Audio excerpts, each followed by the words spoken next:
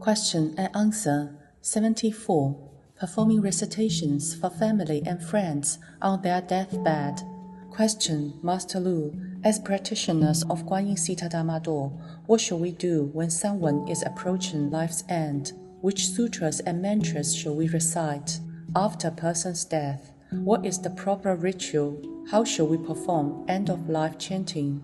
How long should we keep the body before the cremation? What should we prepare before and after the cremation? What should we do of it? What should we do within the 49 days after the death? Please kindly advise. Answer. When approaching the end of one's life, the most important thing for practitioners of Guanyinpusa Dharma door to do is to keep thinking of Guanyin Bodhisattva, as Guanyin Bodhisattva is one of the 3 saints of the Western Pure Land. The Bodhisattva can come and lead you to the Western Pure Land of ultimate bliss, if that is where you wish to go. As a person comes close to death, whether they are at home or in hospital, they must keep Guanyin Bodhisattva in mind and perform recitations if they are unable to.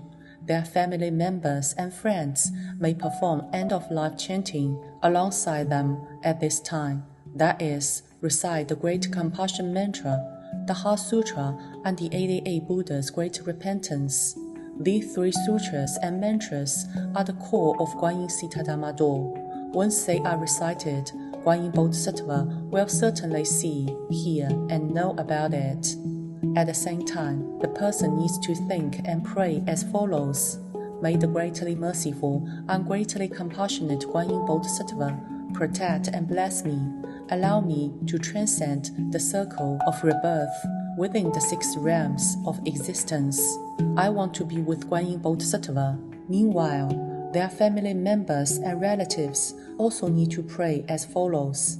May the greatly merciful and greatly compassionate Guanyin Bodhisattva protect and bless him, her, help him, her, to transcend the circle of rebirth within the 6 realms of existence, and ascend to the Western Pure Land of ultimate bliss, or the 4 sagely realms. As for which realm this person will be reborn into, it's mainly determined by how much karma they carry, and the sum of their blessings and virtues.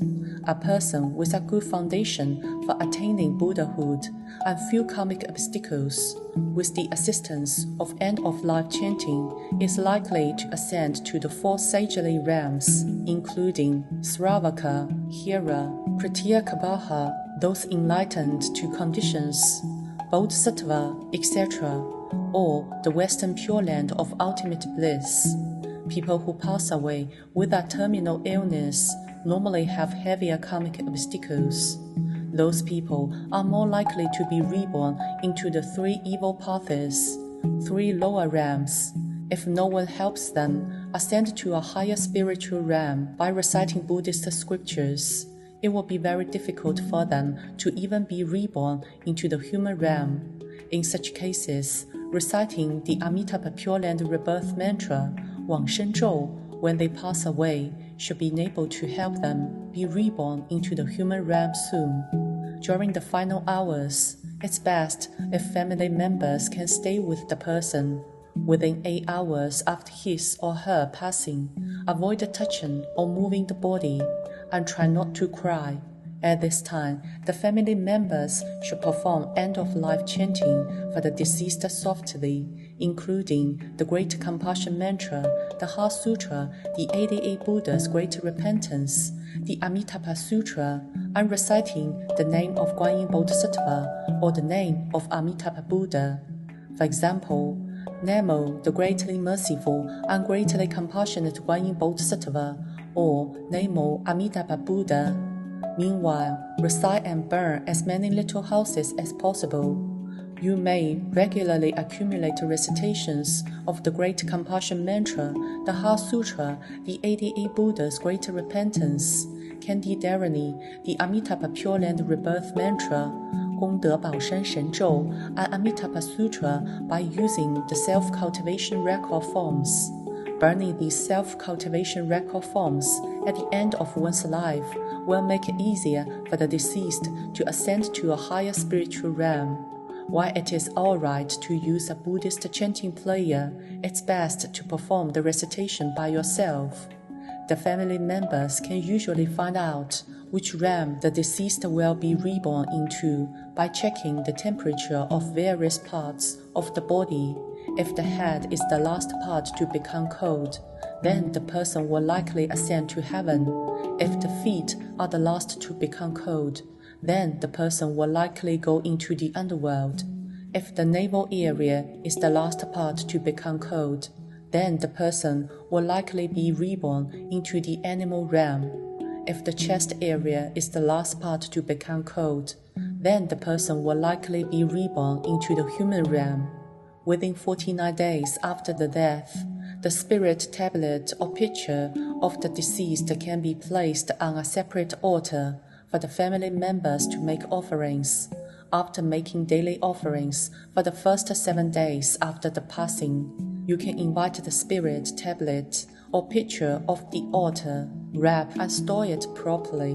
On every 7th day thereafter, until the 49th day, that is, the 7th, 14th, 49th day, place the spirit tablet or picture on the altar, a different altar from the Buddhist one, again, and make offerings.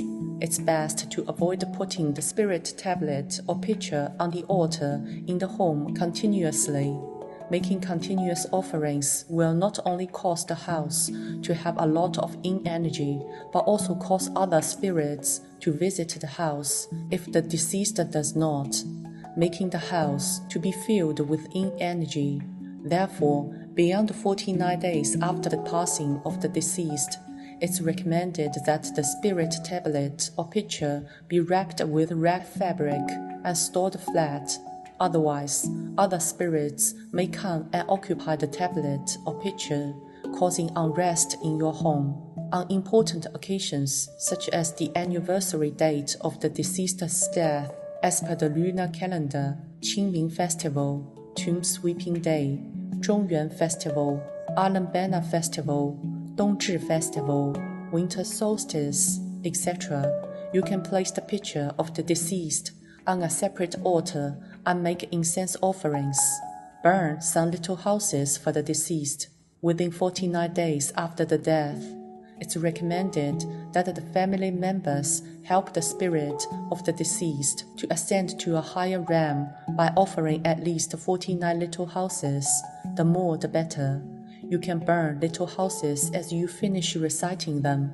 However, it will be better to burn them on the 7th, 14th, 21st, 28th, 35th, 42nd, and 49th day after the passing. For best results, burn more than 49 little houses on these days, as these days are very significant and crucial for the deceased. By doing so, it's as though you are providing the deceased with power, helping the deceased overcome a barrier. This is much more effective than burning little houses on a regular basis or burning them all in one sitting.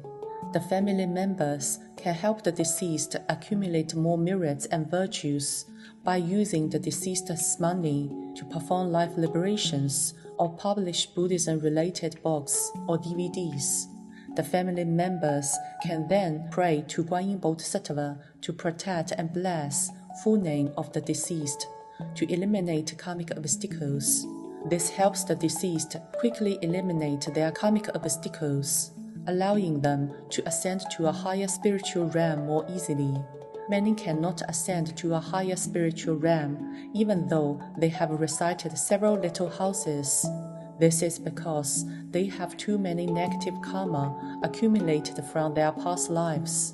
It's best to move out of any home previously shared with the deceased.